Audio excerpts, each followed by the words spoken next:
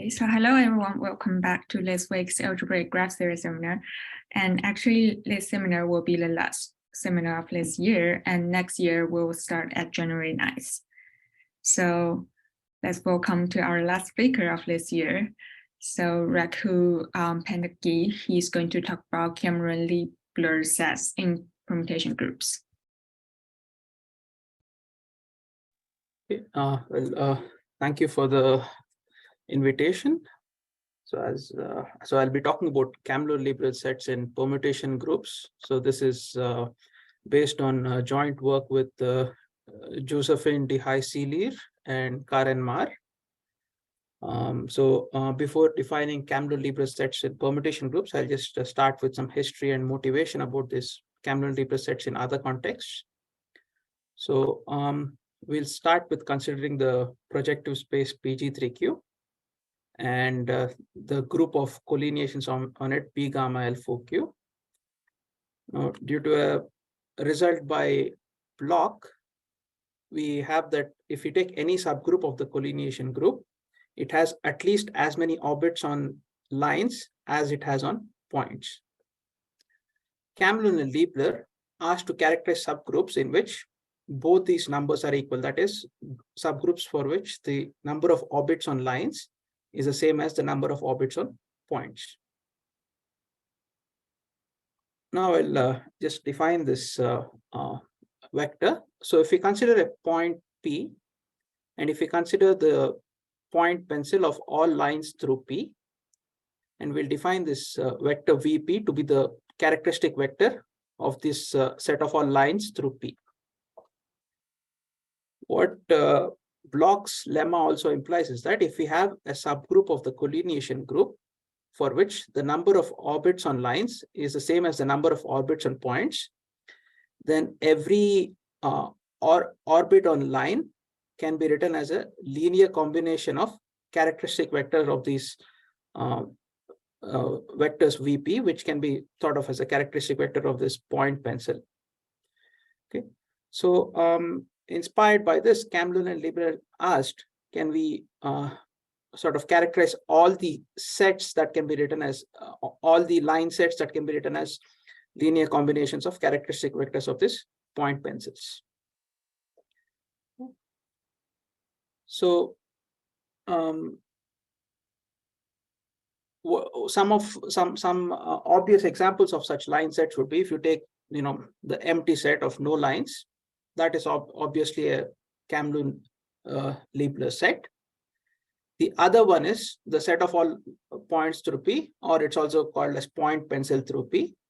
Now this will just be one of the characteristic vectors VP, so it's obviously a Cameron-Liebler set. The other one would be the set of all lines in a fixed hyperplane pi, or we could just take the union of the above two, that is, you take a point which is not in a hyperplane, consider the set of all lines which either contain the point or are in that hyperplane which does not contain the point. So all of these are some obvious examples of Cameron-Liebler sets in the sense that they can be written as linear combinations of these vectors VP, which again I'll remind is the characteristic vector of a point pencil. They conjectured that every CL set is basically one of these four. Of course, this is not true. This was disputed by this author Drudge, who gave a counterexample. And ever since then, other authors have found infinite classes of non-trivial Cameron-Liebler sets. By non-trivial, I mean ones which are not of this particular form. Right. So now this can easily generalize to say a general projective plane and has been generalized for other distance regular graphs as well. Okay. Now I will establish a connection between Cameron-Liebler sets and independent sets in graphs. So given a point P, we define this vector chi of P to be the characteristic vector of this point pencil, characteristic function I mean, where this L denotes a line. So, chi P of a line is 1 if P is in L and 0 otherwise. Now, if we consider this cube Meagher graph with parameters 4, 2, that is, it's a graph on two-dimensional subspaces of a four-dimensional space in which two vertices are adjacent if and only if they're disjoint. Now, these chi-p's are basically the characteristic functions of canonically occurring independent sets in this Kuke-Nesser graph. So basically, what we are asking for CL sets is we are asking for Boolean functions, which can be written as linear combinations of characteristic functions of some canonically occurring co-cliques in the Kuke-Nesser graph. So this sort of gives us a way to generalize it to other distance regular graphs in which we have so-called canonically occurring co-cliques. Okay.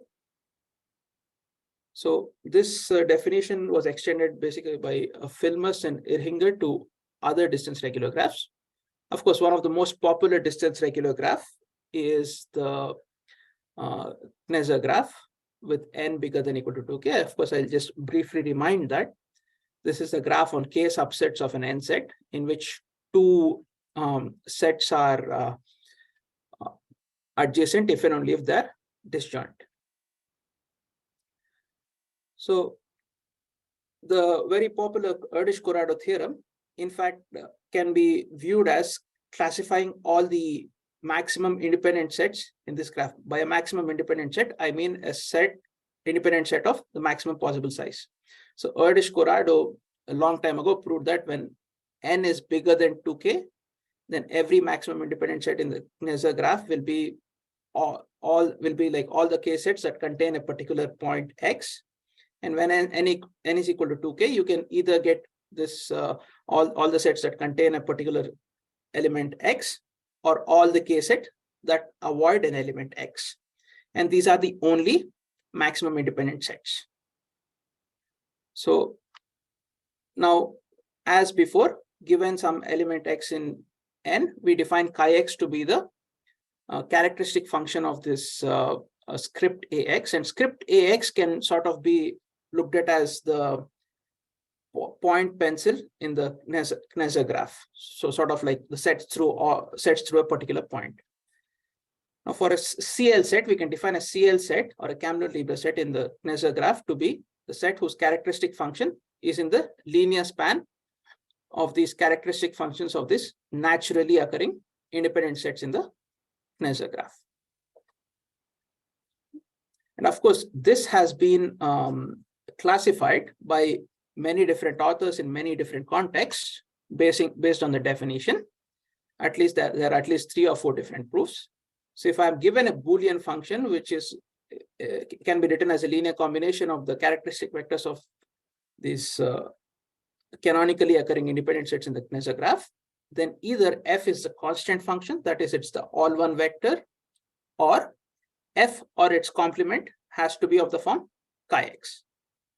So in this Kneser graph case, we know all the Cameron-Liebler sets, and we don't get any surprising ones. We only get the ones that we can guess. So there are no surprising Cameron-Liebler sets in the Kneser graph. Now, we can easily extend this definition to the Kuke-Nesser graph. In fact, when we started with this definition, we defined them for the Kuke-Nesser graph with parameter 4,2. And as I mentioned, there are many non-trivial examples of Cameron-Liebler sets in the Kuke-Nesser graph. That is, they are not point pencils, or their complements, or or lines in a hyperplane and so on. Okay. And the study of Cameron-Liebler sets in distance regular graphs have been done for other distance regular graphs where we have some sort of canonically defined independent sets, such as one of the Hamming graphs, the polar graphs, and the dual polar graphs. And in each of these cases, Cameron-Liebler set is defined to be sort of a Boolean function, which can be written as a linear combination of characteristic functions of canonical independent sets.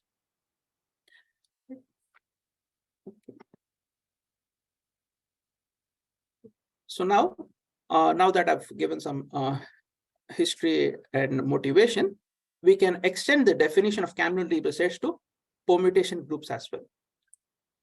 So let's consider a finite permutation group acting on a finite set omega. transitively. Of course, we consider the action to be transitive. Now we can define a graph with respect to this action called the derangement graph. Now, what is the derangement set? The derangement set is the set of all elements in the group that don't fix an element in omega. And then the scaly graph on G with the derangement graph as a connection set, with the derangement set as a connection set, is called the derangement graph.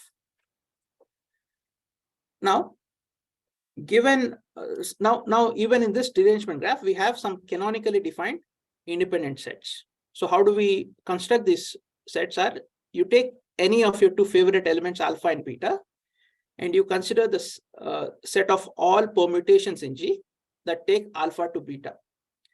And of course, this is an independent set, because if you have any G1 and G2 in this set, the ratio G to G1 inverse has to fix beta. So there is no, so two elements in this cannot be connected through a derangement. So again, I'll just establish a notation. So given a subset of G, by chi-s will denote its characteristic function, and by chi alpha beta, I'll just denote the characteristic function of this canonical independent set that is a set of all permutations taking alpha to beta. Now we can ask the same question. What all sets can we get by taking linear combinations of this canonically occurring independent sets? So we'll define this CL set in G to be a subset whose characteristic function can be written as a linear combination of the characteristic functions of this canonically occurring independent sets in the derangement graph.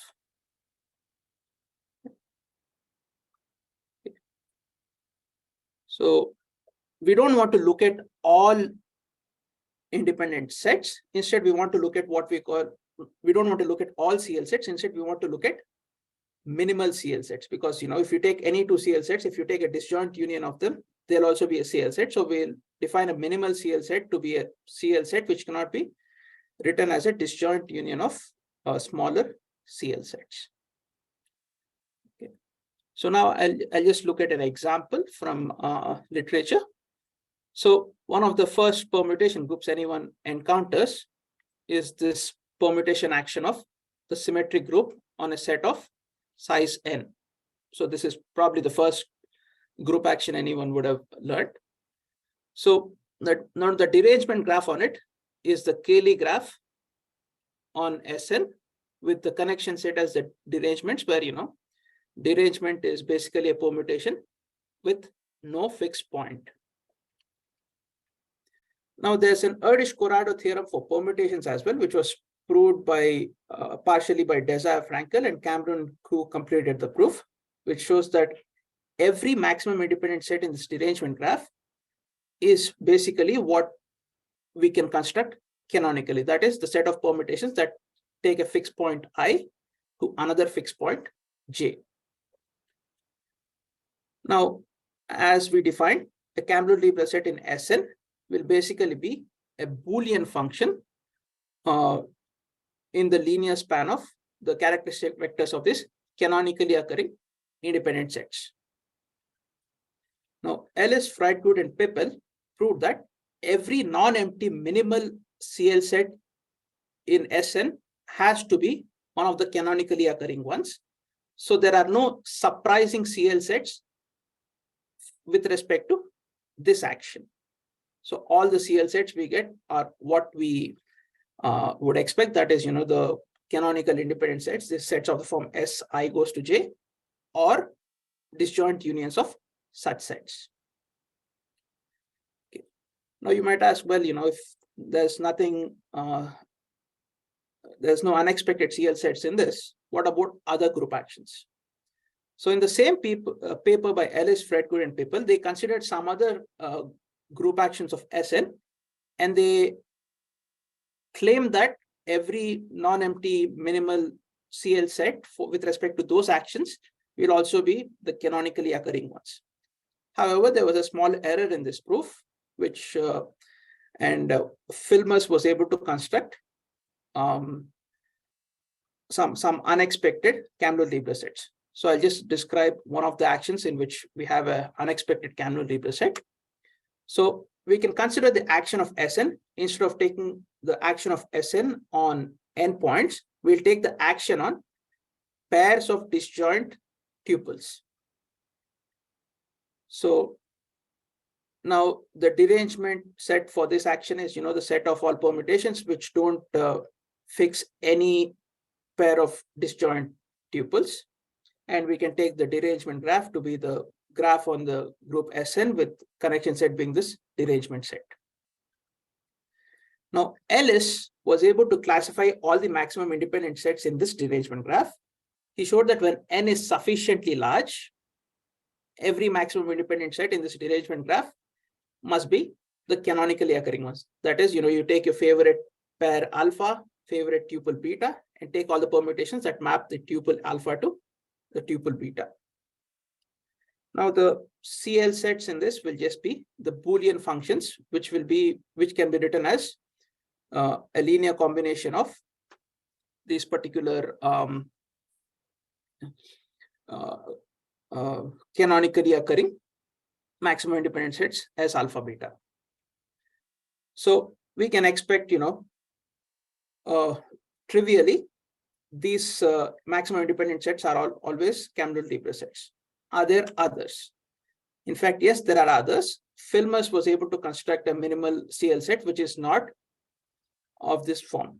That is, you cannot write the CL set as a disjoint union of these maximum independent sets. Okay. And in fact, it can be done for other sort of similar actions of Sn as well. Okay. Now, I'll come to what we looked at. We were looking at Cameron-Liebler sets in two transitive groups. You might ask, like, why two transitive groups? Two transitive groups are particularly well behaved in terms of, the derangement graphs and the maximum intersecting sets. So I'll just briefly recall the definition of a two transitive group. So a transitive group action is said to be two transitive if it is transitive on the two tuples of disjoint points. One example we've already seen of a two transitive action, the action of Sn on the n set is two transitive. So that is, given any tuple, I can take it to any other tuple as long as they're, disjoint in each coordinate. Now the derangement graph, I'll just keep repeating this definition. So, the set of derangement, we first take the set of derangements, that is, the set of points, set of elements of G that don't fix any point in omega. And the derangement graph will be the Cayley graph on G with, the derangement set as the connection set. Now, this has canonically independent sets of this form, S subscript alpha beta, that is, set of all elements in G that take a particular element alpha to another element beta. Now, there is a nice structure for all maximum independent sets in the derangement graph. And this was proved in two papers, one by Mars, Pika, and Tiep, and one by Mar and Sin, that the size of every independent set in this derangement graph is at most the size of this canonically occurring independent set, and that the characteristic vector of any maximum independent set is in the linear span of the characteristic vectors of this canonically occurring independent sets. So right away, for two transitive groups, we know some CL sets, right? So every maximum independent set in the derangement graph is a minimal CL set. The question is, are there others? Are there CL sets which are minimal and not independent sets in the derangement graph? So in the case of the two transitive action of the symmetric group, the answer is no. As we have seen, this was a result due to Ellis and others. Now, what about other groups? We have many two transitive groups. So before giving examples, I would just like to mention this result we obtained for two transitive groups that sort of shows that two transitive groups act very nicely. So if we have a CL set in the two transitive group, the size of this CL set is divisible by the point stabilizer, the size of a point stabilizer with respect to this action. Again, this point stabilizer is also a maximum independent set in the derangement graph. And moreover, when the size of a CL set is the same as the size of a point stabilizer, then it is a maximum independent set in the corresponding derangement graph. Now, I'll just establish this notation of a parameter. So a parameter of a CL set will be the size of the CL set divided by the size of a canonically occurring maximum independent set. So when X is 1, when this parameter is 1, we show that it has to be an independent set. Now the question of finding quote unquote exotic Cameron-Liebler sets basically boils down to asking, are there two transitive groups in which with minimal CL sets of parameter greater than 1? Because when they are 1, they have to be independent sets, and we somehow know the structure of the independent sets through this result. Now, Dan Palmarin, in his master's thesis, with the help of computer, found a few examples of two transitive groups with minimal CL sets of parameter bigger than 1. That is, he found CL sets which are not maximum independent sets. So he basically looked at all two transitive groups of order smaller than this and ran them through the computer. And we found an infinite example based on his computations. We were able to see a pattern and constructed an infinite example of minimal CL sets, which are of parameter bigger than 1. So the group we considered is when Q is congruent to 3 mod 4, we consider the two transitive action of PSL 2Q. So I'll briefly explain the construction now. So in order to construct this CL set, we had to go back to a method that was used in constructing exotic CL sets in the projective space and sort of transfer it to our case of groups. So again, we have the same setting where you have a two transitive group and we consider the derangement graph. And given an element X in G and a subset Y of G, we define Yx to be the set of all neighbors of X in Y. So neighbors in the derangement graph. So this you can also think of to be the set of all Y in Y, such that Yx inverse is a derangement. Now we were able to prove this result that will help us construct a Cameron-Liebler set from a given Cameron-Liebler set. So if I have a Cameron-Liebler set L, and if I can find a subset A of L and a subset B outside L, so that these numerical conditions are satisfied on the sets AX. So AX is a set of all neighbors X has in A, and BX is a set of all neighbors X has in B. So whenever X is not in A and B, we want those number of neighbors in the derangement graphs to be the same. And when X is in A, we want the difference to be this particular number. And when X is in B, we want this difference to be this number. So this sort of gives us a way to construct new Cameron-Liebler sets from given ones. Of course, we have to make intelligent guesses on what this A and B can be. And this result, as I mentioned before, is inspired by a similar result for finding new Cameron-Liebler sets in the classical case of PG3Q, and this was by Cosidante and Pavese.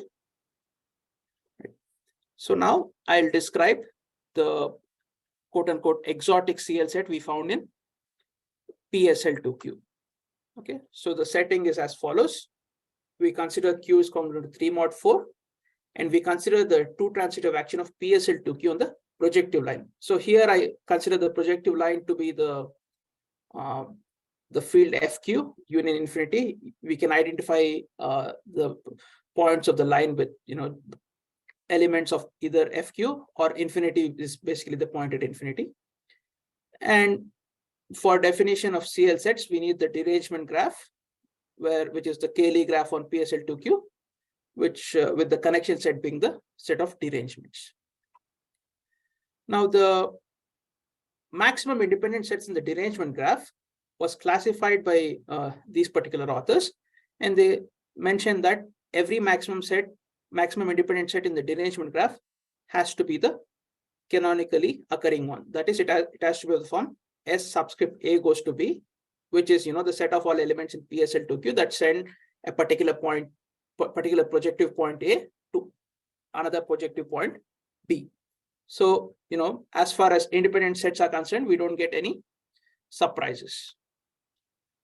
Now I will describe the CL set that we found, which is not a disjoint union of the canonically occurring ones. So the reason I wanted to identify the projective line with FQ union infinity is because I can talk about squares and non-squares in FQ. So I'll take S to be the number of the set of all square residues in the non-zero square residues in FQ, and N to be the set of non-squares in FQ. I'll take this set L to be the set of all elements that sends this projective point 0 to a square point. Now this is of course the disjoint union of this canonically occurring independent sets. So it is obviously a Cameron-Liebler set. So it can be written, its characteristic vector is just the sum of the characteristic vectors of some canonically occurring independent sets. Now from this one, using the switching lemma I mentioned, I'm going to construct a different Cameron-Liebler set. So for that, I'll just define this set pi to be the set of tuples of squares and non-squares, such that the difference of the non-square and square is a square. And I'll take A to be the set of all permutations in PSL2Q that sends 0 to a square, infinity to a non-square, such that the difference of G of infinity and D of 0 is a square. And B I'll define to be a similar set, sort of like the transpose of this. Instead of sending 0 infinity to pi, it will send infinity 0 to the set pi. Now using the switching lemma, we were able to prove that if we remove A from L and add B, that will also be a Cameron-Liebler set. So we went from L is a Cameron-Liebler set we expect to have, because it's in some sense it occurs canonically. We take out a small set from L and we add another small set outside L, and that still remains a Cameron-Liebler set. Okay. So now I will briefly explain how we proved that it's a Cameron-Liebler set.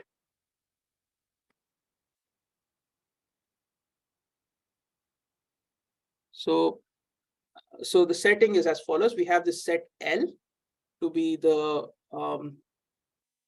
set of elements in G that take 0 to a square point, and A to be this particular set and B to be this other set. Now the switching lemma basically asks you to compute for every X the difference of the number of derangements in X inverse A and the number of derangements in X inverse B. So again, here D is basically the set of number of derangements, and depending on if X is in A or X is in B, we want this number to be a particular value. If this is true, then by this switching lemma we proved that this L tilde will be a Cameron-Liebler set. Now I'll consider H to be the stabilizer of this tuple 0 infinity. So this will send 0 to 0 and infinity to infinity. Now we can realize both A and B as unions of left cosets of H, and we can easily compute the number of derangements in X inverse H for each X in G. And this one we were able to compute by noticing that an element in PSL2Q is a derangement, that is, it has no fixed point if and only if it has no eigenvalues, that is, its characteristic polynomial is irreducible. And the twotransitive action of PSL2K as well helped us a bit. So since we can compute these numbers for each X, we were able to prove that this L tilde is a Cameron-Liebler set. Okay, so that was the brief sketch of the proof. And Now, one question we can ask is, okay, we constructed this L tilde, which was, an exotic one, and we have all the canonically occurring ones, which are basically these independent sets. Are there others? Now, computationally for small values of Q, I mean, we were not able to check for a lot of values because PSL2Q, the size grows pretty large very quick. We couldn't find any other Cameron-Liebler sets, but this L tilde and the trivially occurring ones. So one problem is, so we want to see if there's a way to prove that these are the only Cameron-Liebler sets in PSL2Q. And of course, there's this other question of, can we find other exotic CL sets in other two transitive groups, preferably an infinite family? Okay. So that's about two transitive groups. Now we were able to get some sort of information of CL sets in other groups as well. Namely, we looked at the set of the Frobenius groups. So I'll just recall what it means for a group to be Frobenius. So a permutation group is said to be Frobenius if no non-identity point fixes more than one element. And of course, there's this other thing that, the stabilizer should not be empty. So Frobenius groups, just like two transitive groups, are also kind of well behaved. So in the sense that the derangement graph of Frobenius group is actually a disjoint union of cliques. So we readily know all the independent sets. What we were able to get as an easy result is that any minimal CL set in a Frobenius group has to be a maximum independent set. So, and we know all the maximum independent sets in the derangement graph because it's a disjoint union of cliques. So in the case of Frobenius groups, we cannot expect to get any exotic CL sets. So now we can ask, well, what about other group actions? There are many other groups which are not two transitive or Frobenius. Well, we did find examples in which it can get pretty wild. So from the results I've mentioned so far, if we have a group which is either two transitive or Frobenius, and if you have a CL set, the size of the CL set is divisible by the size of the of a point stabilizer. And moreover, when these sizes are equal, then this CL set has to be an independent set in the corresponding derangement graphs. So in some sense, at least we know that not a lot can go wrong for CL sets of small size. However, we found an example in which we had a group action, which is this group action is basically the action of PGL2Q on pairs of on pairs of points. In this case, it's rank 3 instead of 2 transitive. But however, we were able to find a CL set whose size is in fact smaller than the size of a stabilizer. So the divisibility condition, we don't even have the divisibility condition in this case. So yeah, and finally you might ask, well, how did we come across all these CL sets, either exotic or ugly, depends on choice. Well, the answer is we search for them in nature, and this is completely a advertisement for Saskatchewan tourism. And since this was the last talk, I kind of prepared a short talk, so I'll stop now. Thank you. Okay, so I think probably we can just leave the slides here. And is there any other question from the audience?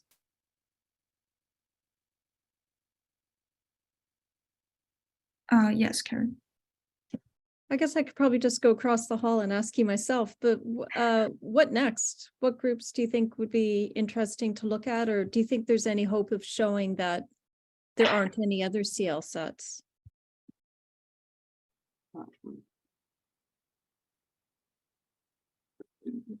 I think we could try to show that there are no other CL sets in PSL2Q, or maybe we could go back to one of the nicer ones like PGL2Q and show something kind of what Ellis showed for symmetric groups for PGL2Q.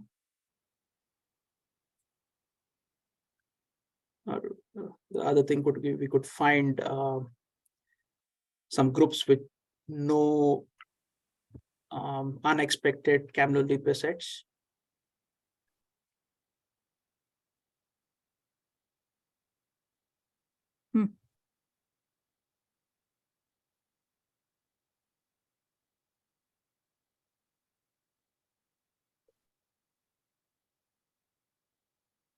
That's interesting. Like, do we have any idea of like which groups would be good candidates for having no unexpected CL sets? Yeah, I would guess possibly something with high transitivity, like maybe 3 transitive. There are not too many of those groups, but we know it's for symmetric group that 3 transitive action. There are no there are no unexpected CL sets. Maybe it's true for all 3 transitive groups. But if you look at the PGL or any of these groups, and instead of 2, you take a large enough number, then there will be no surprises. This is what seems to be the case. Can you repeat that? Yeah, so, oh, sorry, you know, you should hear me. So if you take any of these matrix classes and instead of 2, you take a large enough number, then we expect there to be no funny examples.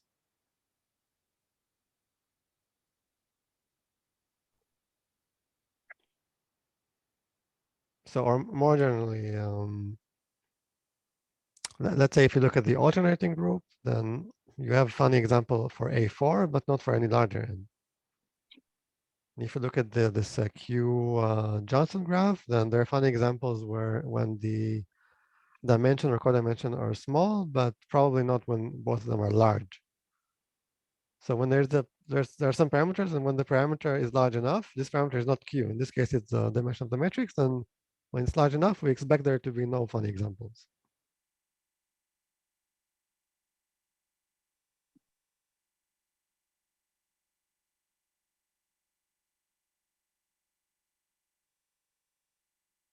But we don't know why. So I can advertise. So there were these strange examples for the Q Johnson graph for 4 and 2, right? But so it's only the case for Q, which is larger than 2. Yeah. And more generally, so we have some kind of inductive proof that shows that if there are no unexpected Cameron-Liebler classes for some n, then this continues to be the case when you increase n.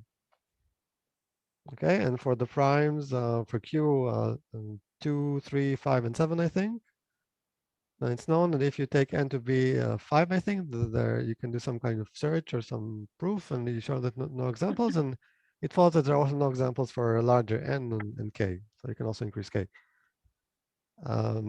And we conjecture that this is the case for all Q, but we don't know because we only have so we have this inductive proof, but we don't have the base case for all Q. This is, I guess, for the Q Kneser graph, right? Yeah, sorry, Q Kneser graph. Yeah, not Johnson, right?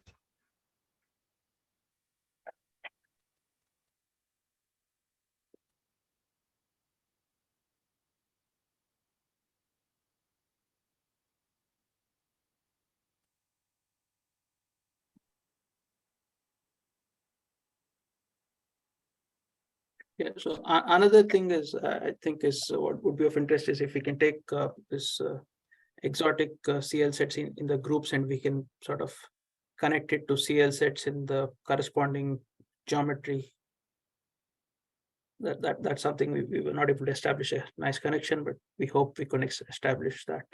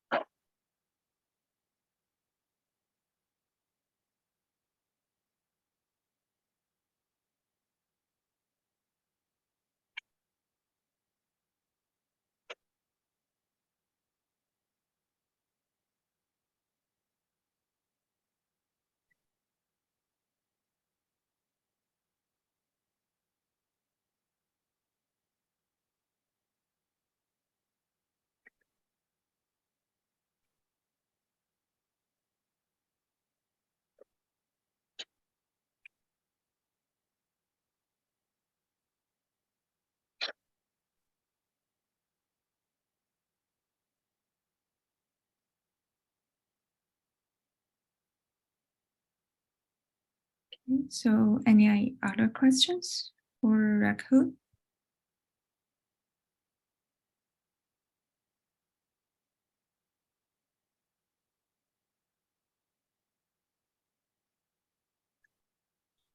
Okay, if Yeah, there's actually, I just Oh. thought of a question. Sorry. yeah, great.